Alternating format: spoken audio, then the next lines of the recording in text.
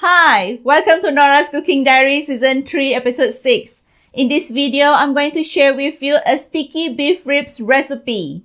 Tender beef ribs covered with sweet and spicy sauce taste amazingly delicious.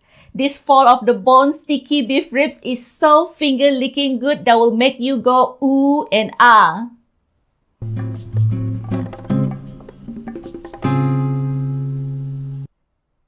Serve these sticky beef ribs with your choice of vegetables and mashed potatoes to complete the meal. Keep watching and I will share with you how I cook this sticky beef ribs recipe.